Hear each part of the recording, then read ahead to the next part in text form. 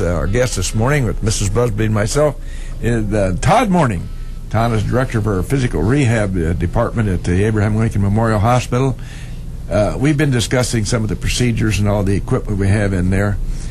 Todd, you just have so many different types of rehab going on in there. I've kind of watched when I've been there with your very professional young ladies. They're not going to get the old man straightened out, by the way, but they're making the work at it. But you have so many different types of things going on every day, every hour. Describe an average morning in your rehab department. We start at 6:45. Most of our patients are scheduled for 45 minutes. Sometimes if you're having an evaluation, the patient will be scheduled for an hour. You come in and, on a Tuesday or Thursday morning, we'll have 13 people there, 13 therapists there, and the waiting room will be packed all morning, and you see one and you move on to the next one.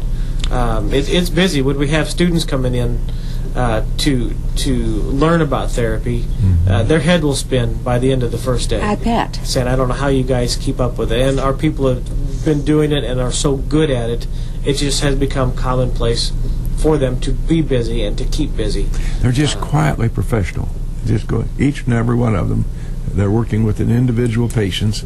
Now, in my case, just as an example, these young ladies are trying to get this old body to stretch more. I don't think that's going to happen. But they're very, very careful about how they go about what they're doing there. And can you just comment something about that process?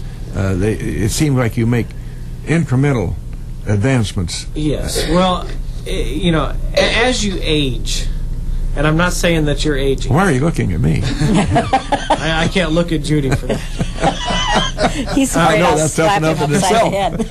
As you age, your body becomes less adaptable to stretch, less pliable, and so overstretching, you can do more damage. So you have to consider when you're either working with a student who's got really flexible muscles versus somebody who's older and their muscles have lost that flexibility. You have to consider age differences in how you treat somebody. So if they're taking you very slowly and incremental, it's because they don't want to break you in half. And because they know that if they stretch too hard, they can do more damage to the muscles and the tendons than what it would be beneficial. But speaking of flexibility, it requires some real flexibility on the part of all of the people who work there, because they have to go from someone in my stage of life and be relatively more careful to someone your boy's stage. And I've seen people in there that are not very old. Yep. Yeah, we're trained basically to deal with anybody from 6, 7 years old who has an orthopedic type injury, upwards until we get people in there who are 100 years old and are getting around fine, but they have a little bit of balance, and we have to know what we can do, and it's become second nature to us to be able to adapt our techniques and our styles to each different person that we see, because you treat everybody as an individual in a one-on-one situation, right? And we modify what we do according to their needs.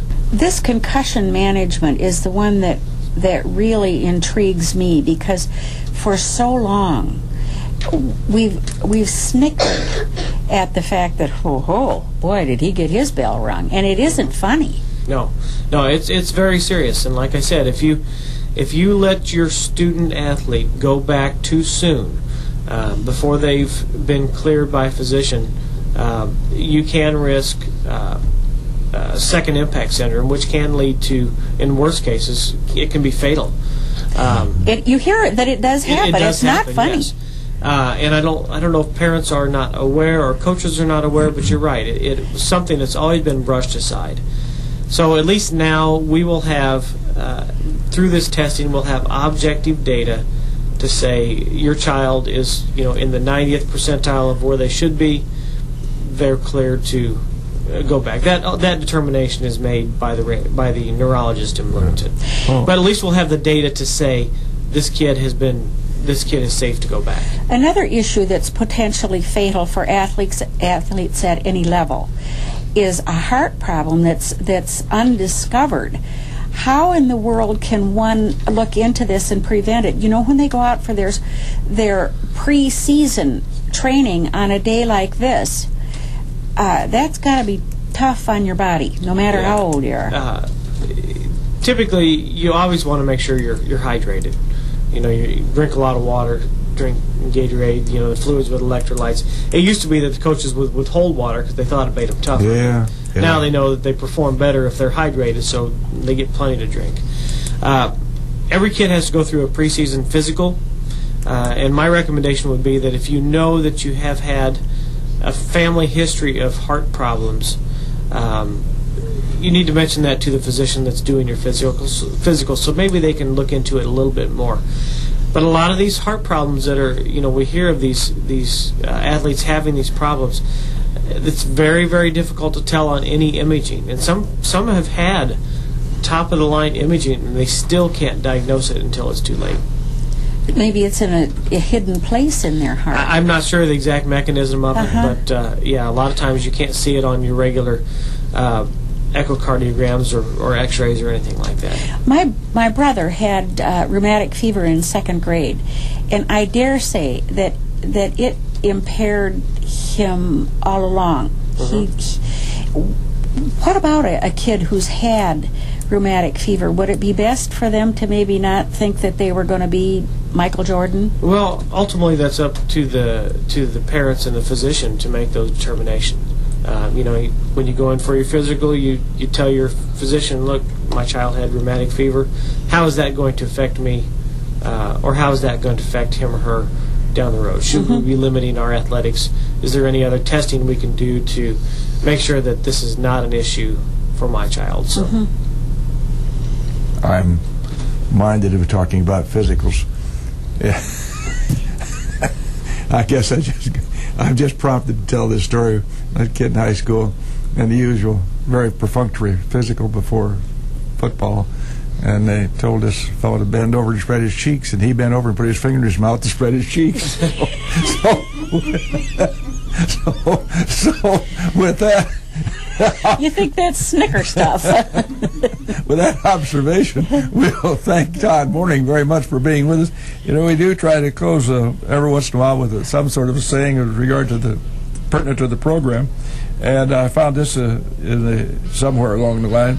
No one gets as much pleasure out of good health as some people do out of minor ailments, and there's certainly something to be said for that. Yes. Todd Mourning, thanks very much for being with us this morning. We've appreciated your presence, sir. You're welcome. And I'd like to real quick mention, you bet, we couldn't do what we do without the great staff that we have at ALMH. I just have great people, and I can't thank them enough for the job that they do. Well put. Thank you very much. Have a good day, all. Thank you.